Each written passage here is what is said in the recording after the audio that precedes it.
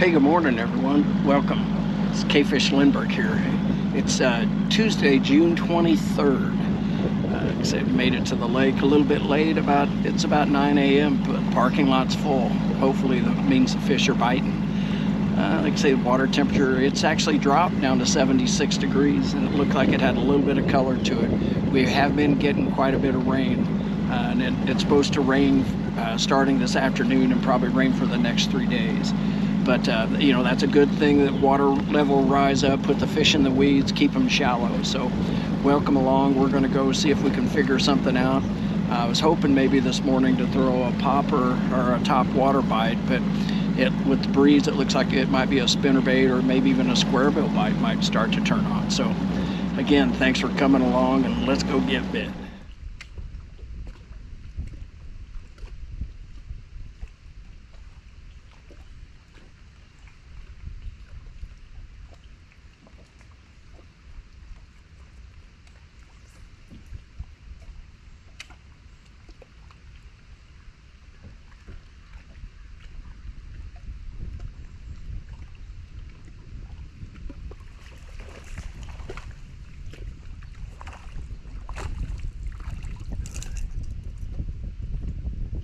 There you go, XCS.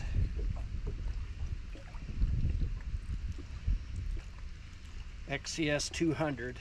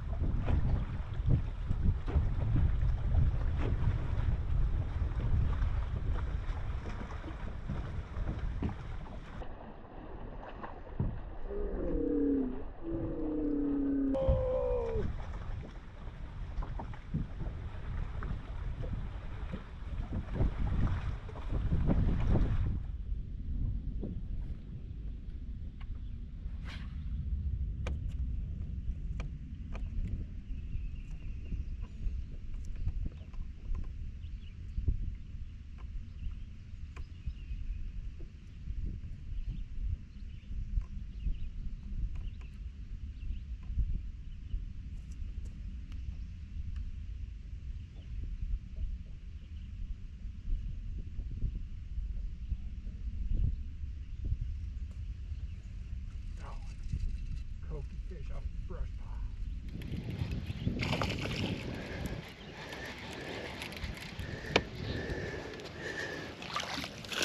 Oh, okay.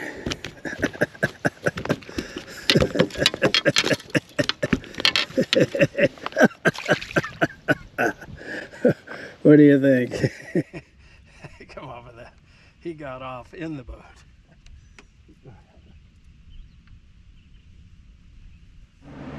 Hey everybody, thanks for hanging in with me. I got home now, I got the boat in the garage. And talk about a humbling sport. You know, I've never been superstitious, but today that wind was blowing directly from the east, and it was probably 15 to 20 miles an hour. And wind blows from the east, fish bite the least. From the wind blows from the west, fish bite the best. I've never been superstitious that way, but because I've always said the best time to go is whenever you can. But I only had 6 bites today. The video only shows 3 of them.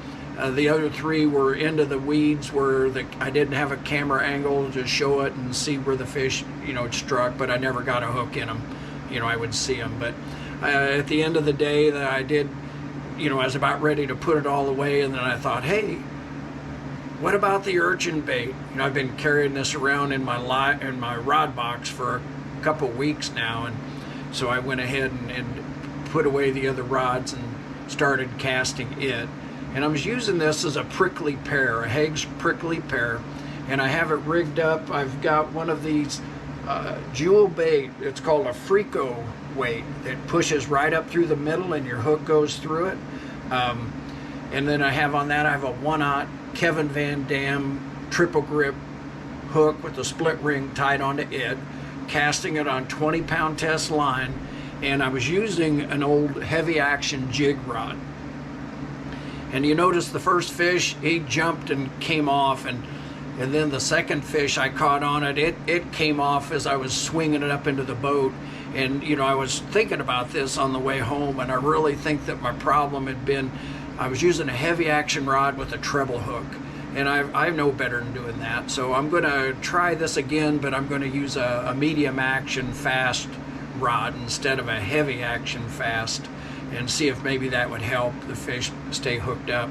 Now, when I did get home, the mailman had been to the house, made a delivery, and the frog hooks that I ordered had came in. So I had some weights and some split rings ready to go. So, you know, that's another option. But I do really believe with this frog hook that a heavy action rod would be my best bet. But I think when I'm using that treble hook that I need to go to like a jerkbait rod or a top water rod, something to help me land the fish better. And then there was another problem I noticed. I was trying to go by cheap, and I cut off a little piece of plastic from a soda bottle carton. You know, the plastic that holds your 6-pack together. I cut a little piece of it and had it on that treble hook to keep it from sliding. And I noticed here a little bit ago when I was looking at this that that was into about the barb. And I'm thinking, well, maybe that was causing me not to get a good hook set. So I went ahead and broke down and got out the little plastic earring backers and slid that on there, and I notice it allows me to have more hook exposed for that treble hook. So, you know, like I said, I'm not going to give up on this rig yet. Like I say, I'm going to switch rods, thinking that might help me, and I'm going to fish this. I'm fishing it just like a jerk bait, throwing it up to brush piles and twitching it back. And like I said, let's see what we can do. Maybe showing the fish something they haven't seen before and get some more bites. Like I said, I want to thank you guys for hanging out, and I want to quick reminder, if you're interested in any of the Mobster swim jigs or the covert spinner baits, they're available from lurenet.com. Or if you're needing a new Zara spook, they have all the spook in their assortment in many different colors, ones that you're not going to find at the Bass Pro Shop or at your Walmart store.